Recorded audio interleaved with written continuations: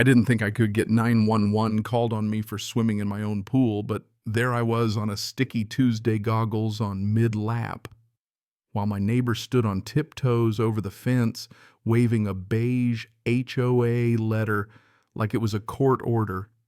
Yeah, that happened. And if you've ever felt your jaw go numb from sheer disbelief, you know the exact flavor of that afternoon. The one where ridiculous turns, expensive in a heartbeat, and common sense leaves a forwarding address. Let me back up a sec. My name's Nate Collins.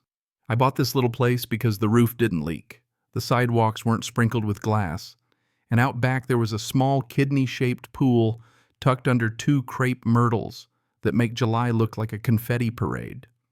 It's not a community pool, it's not an amenity, it's a line on my deed and a line in my budget. I pay for without help from anyone wearing a name tag or holding a clipboard, and I'm generous with it. Ask first, no glass rinse. If you're slathered in sunscreen like a frosted cupcake, leave footprints that dry in 5 minutes and we're good. Trevor from nights floats on the donut raft and listens to baseball. My old upstairs neighbor brings her kids for 20 minutes of splash therapy while I grill chicken.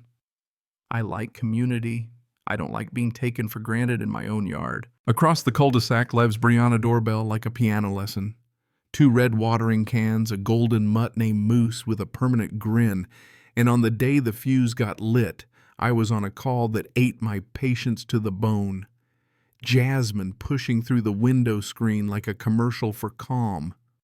Then a sound, not the pump, not a squirrel, suicide in the bird bath, real surf splashing. I look out, and there's Brianna on my deck chair, visor on Moose, in my pool, both of them foamed up like they were auditioning to be clouds, deodorizing dog shampoo planted on the concrete like a witness, and I walk out trying to keep my voice in the human range. Hey, Brianna. And she says, oh, hey, like we share a brain. Moose rolled in something at the park, so we needed an urgent bath in my pool. I explain surfactants like a bored science teacher. The chemistry, it messes the pump and filter, it gums. How pool water doesn't just vanish into the earth by magic. And she gives me that look some folks give the first time they hear the word no, with full punctuation. But she gets him out. Moose shakes a glittery mist, blesses everything within 6 feet. And she mutters, you make a big deal out of everything in that soft way. People weaponized niceness that night. I backwash the filter, burn through test strips like it's midterms, drain and refill a third so nobody's eyes turn red. Then I put a lock on the side gate because sometimes please don't needs a sturdier friend. The beige envelope lands 2 days later. HOA letterhead voice like no human I've ever met. Notice of compliance citing improper use of neighborhood amenities and disturbance arising from unauthorized bathing of animals. And then the kicker, until a hearing can be held. You are directed to cease use of the pool. My pool, not an amenity, not maintained by them, not governed by their guests' past logic. So I call the manager, a woman named Lynn. Reading life off a script, we received a complaint of dog bathing, and the board decided it would be prudent to stop all use, ma'am.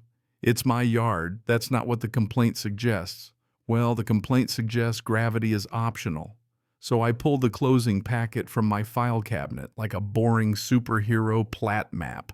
Boundaries, the line, hugging my pool like an embrace, and decide the most normal thing I can do is the best swim, my laps. I'm on lap 15 when Brianna pops up over the fence, holding the letter like a warrant.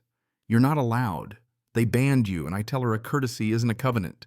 She dials 911 with the theatrical clarity of a middle school play. There's a dangerous situation. He's violating a ban. You know what I mean? You don't call 911 because you're mad. You call because someone's bleeding or on fire, but the cruisers whisper in lights off Calm.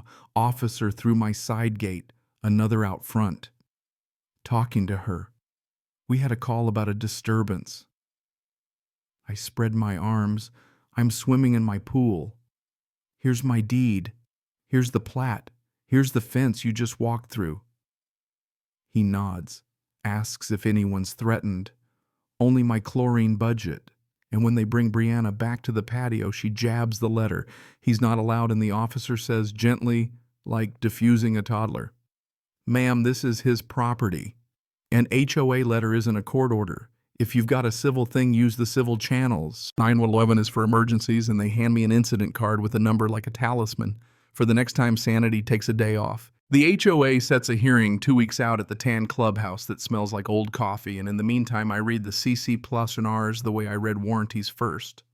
With dread, then with amusement, because people write rules for other people with the zeal of missionaries. And it's all paint colors, mailbox uniformity, holiday, lights off by the second Tuesday. Nothing about declaring martial law over a private pool, plus our state statute requires open meetings for discipline, unless I ask for closed, requires notice, requires access to records. So I email the board and Lynn politely requesting the complaint, the meeting minutes, any correspondence, and the policy clause that allegedly lets them ban me from my own water.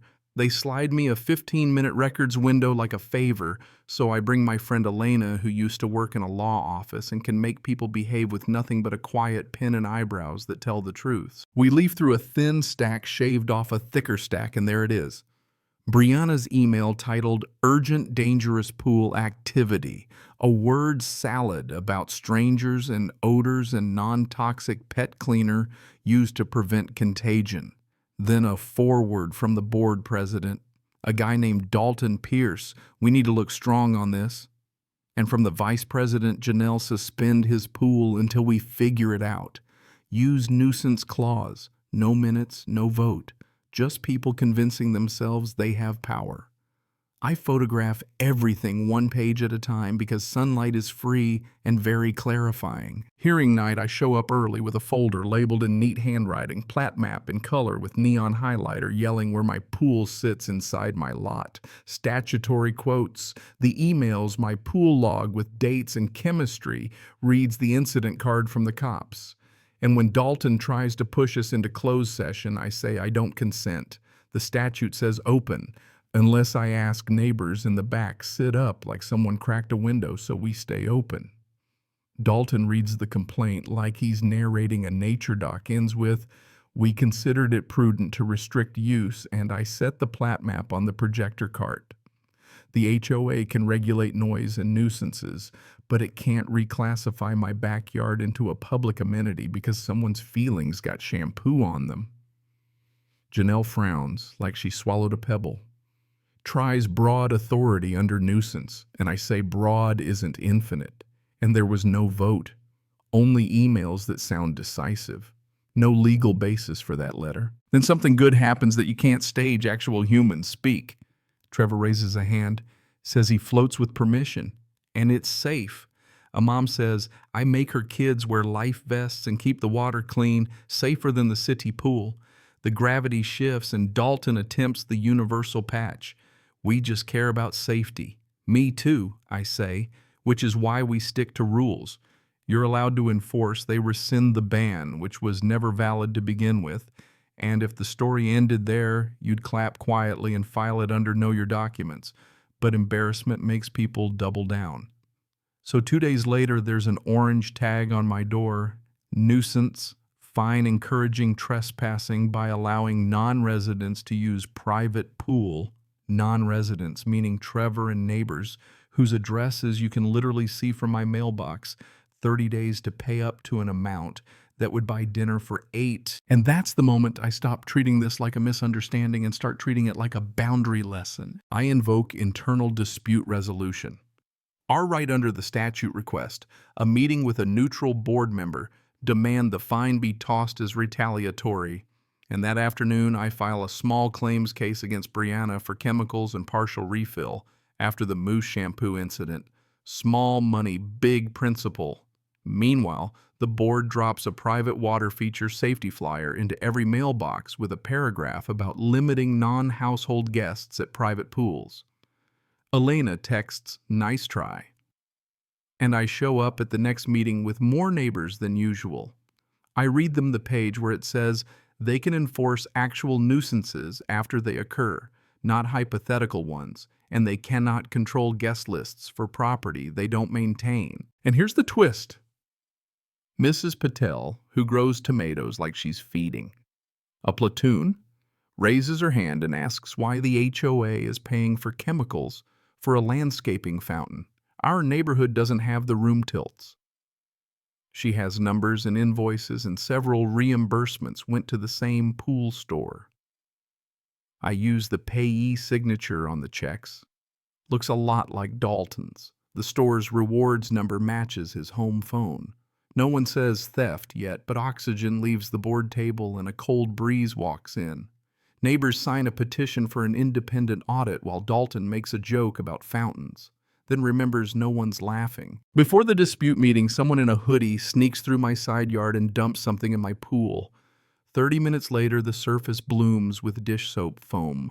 My camera gets a decent angle. The officer files vandalism. A trespass letter goes on record. Dispatch sends Brianna a written warning about misusing 911. And by the time Denise Hart, the neutral board member, sits down with me, my folder has a rhythm complaint. Letter 911, hearing rescinded, retaliatory fine vandalism, and now an audit humming like a live wire. Denise listens, reads the statute aloud, and a week later the board's letter arrives in an almost human tone. Fine rescinded, ban vacated, processes under review, translation, we overreached. Audit night is theater without popcorn. Denise lays out facts, reimbursements for water features. We don't have a phantom pump house. Weekend snack receipts. And Dalton's rewards number tied to the pool store. He tries jokes, then blame then, a botanical definition of water feature that includes backyard daydreams. And Mrs. Patel lands the punchline we all needed. Pay it back and resign. He does after a vote, and the street's blood pressure drops 10 points on the spot. Small claims day. Collins, Brianna. She brings photos of Moose looking like a children's book saint. I bring receipts, test strip notes, foam screenshots, and the judge asks one question.